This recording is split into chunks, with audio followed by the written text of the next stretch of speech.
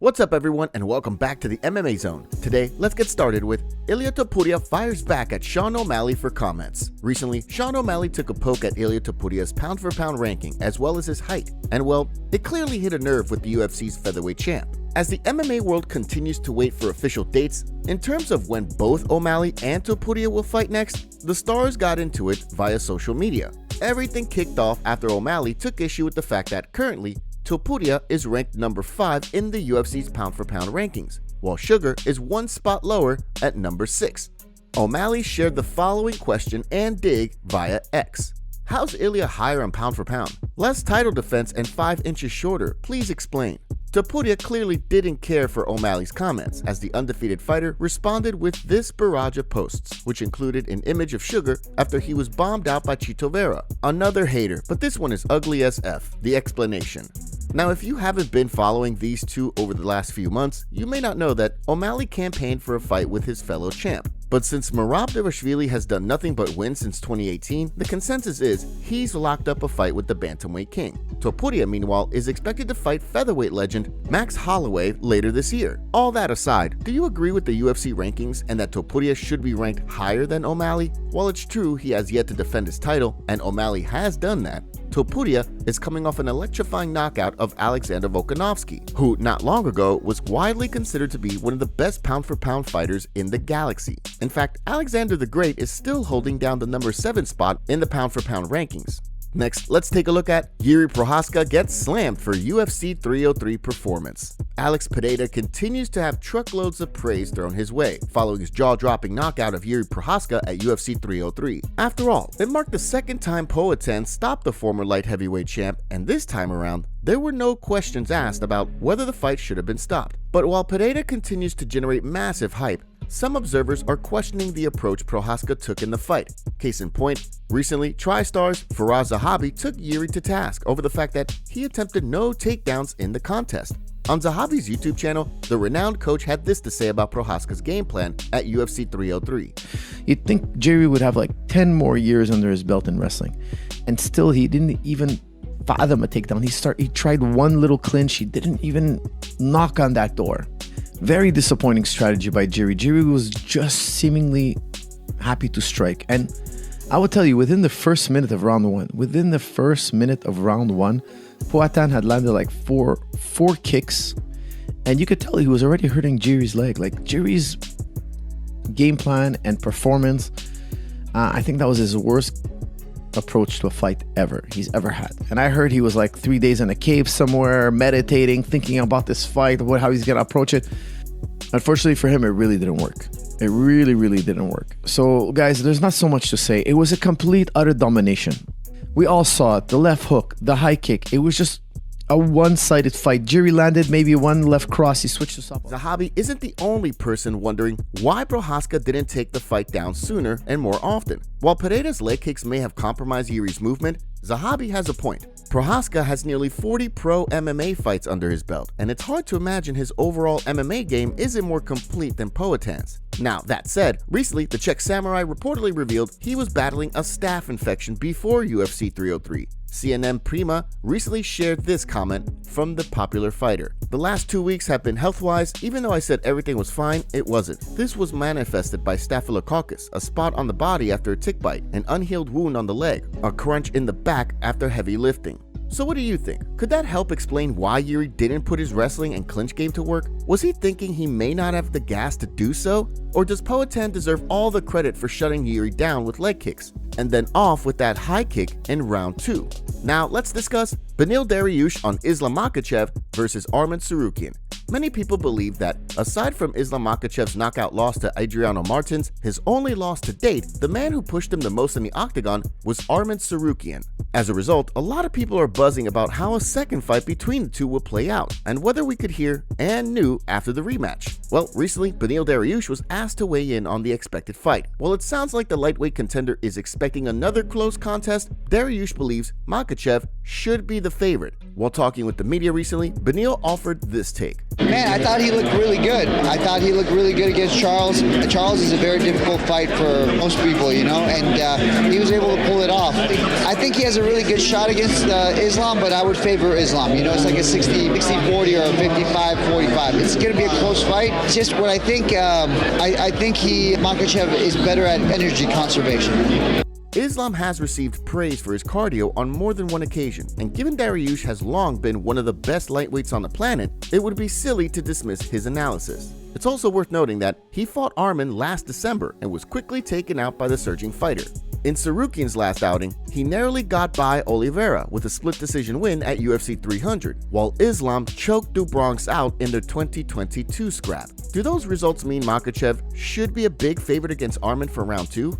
No, but there's no denying that Makhachev has been pretty dominant over the last couple of years. His first fight with Alexander Volkanovski was a lot closer than many people expected, but that fight was pushed to the back of many people's minds after Islam knocked out Volkanovski in the rematch.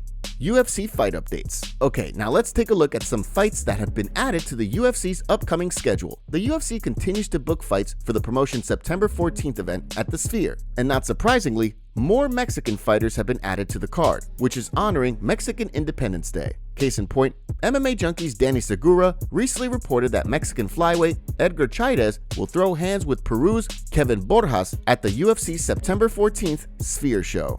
And in another flyweight scrap that's reportedly been booked for UFC 306, Mexico's Ronaldo Rodriguez will battle America's Ori Osborne. That fight was reported first by ESPN Deportes' Carlos Contreras Legaspi. Marcel Dorff recently shared that New York's Charalampos Gregorio has announced he's going to battle Japanese bantamweight Toshiomi Kazama on August 10th. That event will be at UFC Vegas at the Apex. And finally, Dorff also reported that France's Nora Cornol will face former bantamweight champ and Dutch fighter Germaine de Randamie at the UFC September 28th card in Paris.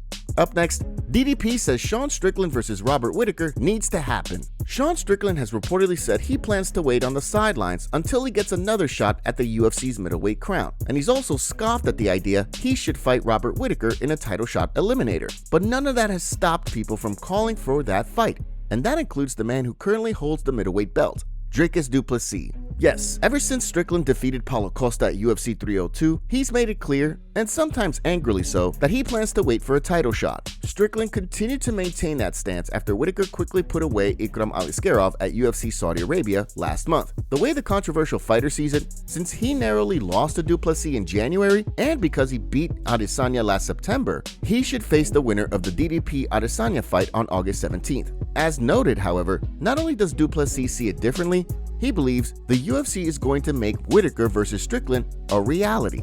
While speaking to Submission Radio, the South African fighter said this. In my opinion, if I was how I see this playing out, you cannot not do the Whittaker versus Strickland fight. I think that's the fight that needs to happen. Now, I know Strickland, when we were at the press, he said Whittaker is nothing but a blitz, and it's an easy fight, and now he doesn't want to take that fight. Let me tell you one thing, Robert Whittaker is no easy fight for anybody. Strickland, also an incredible fighter, and that's just a fight that makes so much sense. It's that's a fight on its own. You can main event that fight on any card.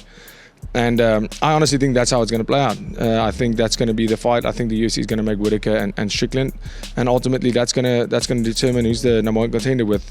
So it'll definitely be interesting to see what happens here. DDP is right. Whittaker versus Strickland could headline a card, and with the UFC's ridiculously busy schedule, they're always looking for headlining fights that can move tickets and views. Further, MMA history is replete with examples of fighters waiting out for fights, and then sometimes going south. What if the winner of DDP Adesanya gets injured and can't fight until 2025? Or what if it's close and the UFC wants to run it back? But what do you think? Will Strickland stick to his guns and refuse to fight Whittaker, even if that means going into the doghouse with the UFC? Stipe Miocic fires back at the MMA community. Not everyone is on board with the UFC's plans to have Stipe Miocic challenge John Jones for the heavyweight title next. But the legendary heavyweight has a message for people criticizing the matchup. Get over it. Miocic was supposed to fight Jones last November, but Bones was sent to the sidelines with a pectoral injury that required surgery. The promotion opted to put up an interim title, and Tom Aspinall violently secured it at UFC 295 by quickly putting away Sergey Pavlovich. Fast forward to today, and Aspinall is scheduled to defend the interim belt against Curtis Blades at UFC 304 next month rather than fight Jones. That hasn't sat well with fans who believe the UFC should be booking a unification title fight rather than having Miocic challenge for the belt. Well, while talking with CBS Sports' Shaquille Majuri recently, Miocic had this to say in response to the critics of his title shot. Yeah, I mean, I get it, and I mean, I feel the same way, but I'm not taking anything away from them. Like, the UFC can do what they want. You know, I'm not, it is what it is. And there's only one guy I want to fight, Sean Jones, but at the same time, the UFC can pick who they want to pick. And people don't know this, like, there's a couple of times where they had, like, I was ready to fight him, and they gave it to another guy. So there's, I mean, what am I supposed to do? You know, but I'm not holding up any division like everyone says. Like, I don't care. Like, do what you want and stop crying. I'm not saying he's crying. I'm just saying, like, other, like, fans and stuff like that. There you have it. What do you think? Should the UFC have put its hopes for a Jones-Miocic fight to the side and gone with Jones-Aspinall? Would Bones have taken that fight next? Now, let's discuss Ryan Garcia fires back at UFC fighter. Ryan Garcia continues to make headlines, but the boxing star continues to do so for all the wrong reasons. If you follow the controversial fighter, you know that since his surprising massive win over Devin Haney in April, he was flagged for taking the banned substance, Ostarine. Garcia insisted he didn't intentionally cheat, but the fight was overturned to a no contest and he was suspended for a year. Then, last month, Garcia was arrested for allegedly vandalizing a hotel room in Beverly Hills, and recently, he responded to Dan Ige's challenge with this comment. But the scandals don't stop there. Earlier this week, the WBC announced it is expelling Garcia after he reportedly used racist and Islamophobic slurs during a conversation on X Spaces. WBC President Mauricio Suleiman announced the news via social media. Exercising my authority as president of the WBC, I am hereby expelling Ryan Garcia from any activity with our organization. We reject any form of discrimination. I fear for Ryan's well-being, as he has declined multiple attempts for our help with mental health and substance abuse. Well, since word of his expulsion surfaced, it's now being reported Garcia has checked into a rehab program. Here's hoping the 25-year-old gets the help that he needs. Jorge Masvidal gets accused of using steroids before his boxing match with Nate Diaz. One fan took notice of Masvidal's bubble gut and called him out on Twitter. He said, "Jorge's HGH gut is hilarious." Here's what the MMA community had to say. "Looks like those steroids Jorge Masvidal has taken is making his stomach bulge. They weighed in early, rehydration belly. Masvidal with that steroid gut, lol. What the F is up with Jorge Masvidal's gut, LMFAO? Top comments. I'm gonna KO Alex Pereira. Everyone who Alex had ever KO'd. We all know Alex will face John in his move up to heavyweight. Dana isn't gonna pass up that money grab. We know Ilia Topuria would take that fight instantly if Conor called him out. Watching Ian Gary nuthug MVP for 3 rounds was lame. Rob Whittaker has been him for years, fights everyone, doesn't talk crazy. All these guys should try to be like him, not Conor.